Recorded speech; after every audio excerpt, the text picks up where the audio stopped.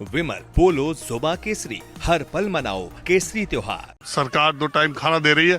बहुत इंडिविजुअल लोग, एनजीओज इनकी मदद के लिए भी आ रहे हैं। जगह जगह हैंड पाइप लगाया पानी के लिए सरकार ने। यहाँ कुछ लोग हैं। आपका नाम क्या है? सत्यनारायण चौधरी। आपका नाम क्या है? श्री भगवान कुमार जी। और आपका? हमारा झोकड़ बिन निषाद जाति को झोकड़ बिन है।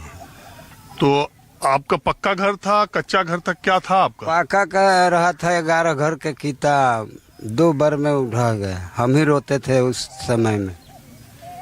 तो ये आपके गांव में मतलब ये खतरा पहले से नहीं था? सरकार ने बांध या ये सारी व्यवस्था? खतरा तो पहले से था, लेकिन वहाँ पर ठोकर का निर्माण हो गया तो हम लोग समझा कि ठोकर जब बनाए लगा तो अब ढहेगा नहीं। तो ठोकर का 2 नंबर का बाल वो अच्छे से नहीं बनाया।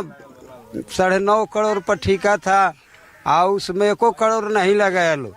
वहाँ से पानी का दबाव बना करके शुरुआत हो गए ढहने के। तो ये आपका गांव कितनी देर में पूरा बह गया? कितने दिनों में? अब तो लगभग 10 दिन में बहा, लेकिन हम लोग का घर हमारे टोला में मैंने 1 घंटा में यहाँ से वो बबुर लोग था उतना दूरी तक कट गया, पूरा खत्म हो गया। हाँ। और हम लोग का कई बार गया ब्लॉक पर नाम लिख कर देते हैं लोग। हमारा 2 लड़का है और दोनों अलगा है। हम लोग अपने परिवार लेकर के अलग खाते हैं।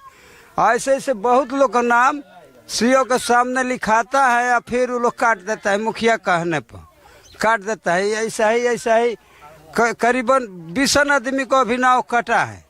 और जिसको नहीं शादी हुआ है उसको भी चढ़ा दिया जाता है। जिसका उत्तर प्रदेश में घर है उसको भी चढ़ा दिया जाता है मुखिया लोग के द्वारा। वाजिब काम सर नहीं हो रहा है। जो वाजिब काम है वो नहीं हो रहा है, डुप्लीकेट काम हो रहा है यहाँ पे।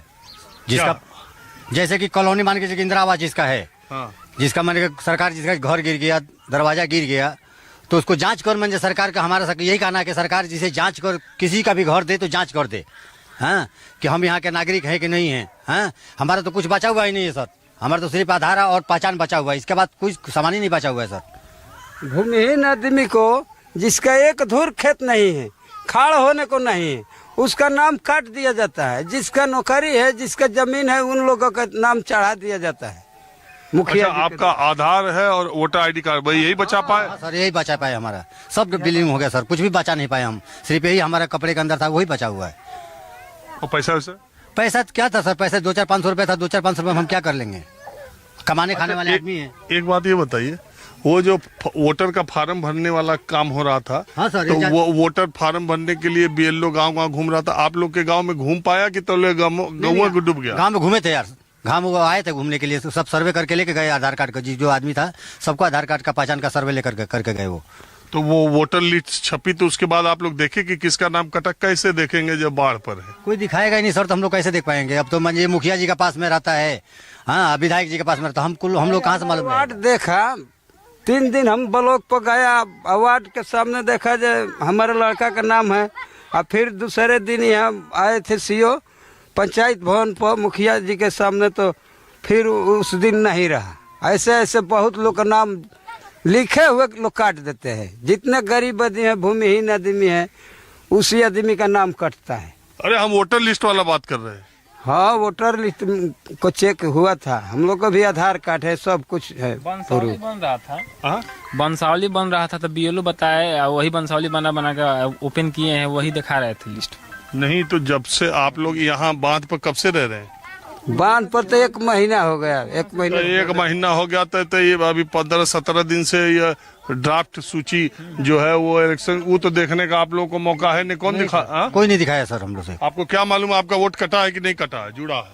तो गया था ना हम लोग ब्लॉक पर गया तो वहाँ भी कटा था। फिर यहाँ आया था मुखिया जी के पास, तो वहाँ लोग हमारे वार्ड देखा तो उसमें भी नाम नहीं था।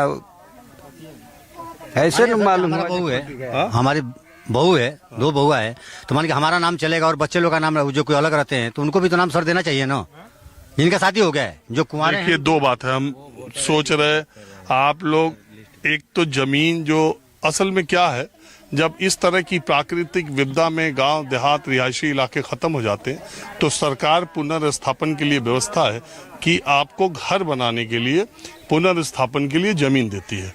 जैसा मुझे अभी तक पता चला, बिहार सरकार ने शाहपुर के किसी इलाके में 9 एकड़ चिन्हित इन लोगों के पुनर्वास के लिए किया है, जिसमें एक परिवार को 3 डिसमिल यानी करीब करीब 1 कट्ठा यानी करीब करीब 1200 स्क्वायर फीट की जमीन मिलेगी घर बनाने के लिए।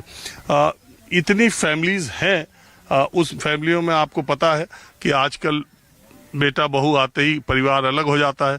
तो ये कहना है कि अगर एक एक इकाई को एक बिस्वा मिलेगा तो वो जो मिला, अब खेती का तो सब कुछ चला गया, फसल सब चली गई। इसमें बहुत लोग हैं जो भूमिहीन भी हैं और बहुत सारे लोग हैं जिनके पास खेती थी, फसल भी गई, जमीन भी गई। अब जमीन खेती की कैसे मिलेगी, कहाँ मिलेगी कि नहीं मिलेगी, इसका कोई व्यवस्था होगा कि नहीं। अभी तो सवाल एक छत का है, एक रहने का है, जो ये इस तरह से बांध में रह रहे।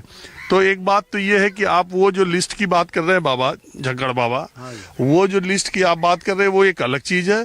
हम वोटर लिस्ट की बात कर रहे हैं, जो फॉर्म भराया था उसका छपा है, किसका नाम कटा है क्या नहीं। तो हम ये समझ रहे हैं कि जब आप लोग यहाँ खाने पीने के लिए इतनी मुश्किल है तो आप वो लिस्ट चेक कहाँ कर पाएंगे कि आपका नाम है कि नहीं है, कितने लोग कटा कितने लोगों का नहीं। हम ये नाम जोड़ा सब है ना जी, वोटर लिस्ट में नाम जोड़ा जाइए जो कटल हुई सको कैसे मैंने जोड़े आवाज उसका है जोड़े लिस्ट आया है। बीएलओ कहाँ है?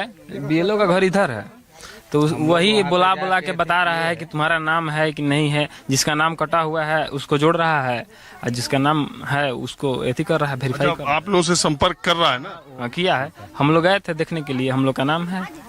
जिसका नाम नहीं है उसको एथी किया है। कुछ लोग ऐसे हैं जो हैं मतदाता, उनका नाम नहीं है। हाँ, नाम नहीं था तो उसको जोड़ने के लिए किया है, डाला है, फॉर्म भरा।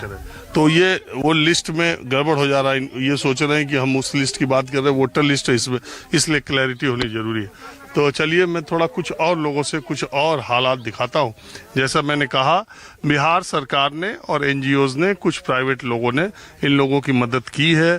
खाने के 2 टाइम का इंतजाम सरकार की तरफ से है, लाइट की व्यवस्था की गई है और जगह जगह हैंडपंप 2, 4, 6 जगह लगाया जिससे पीने का पानी मिल सके। एक अच्छा खासा खेलता हुआ गांव प्राकृतिक विपदा में, गंगा के कटान में पूरी तरह खत्म हो गया। दुर्भाग्यपूर्ण बात यह भी है कि मेन स्ट्रीम मीडिया में इसकी चर्चा कम, नेताओं के आपसी बयान, नेताओं के आपसी टकराहट की चर्चा ज्यादा है। अब देखिए, मवेशियों को लेकर एक बांध पर पिछले 1 महीने से 2000 से ज्यादा लोग रह रहे हैं। मैंने आपको बताया कि ये खतरा उस गांव पर पहले से था, पहले भी कटान हुआ था, लेकिन सरकार ने समय रहते, अधिकारियों ने, लोगों ने समय रहते, जिनके ऊपर जिम्मेदारी थी, वो ध्यान नहीं दिया, जिसकी वजह से एक पूरा गांव गंगा नदी में समा गया।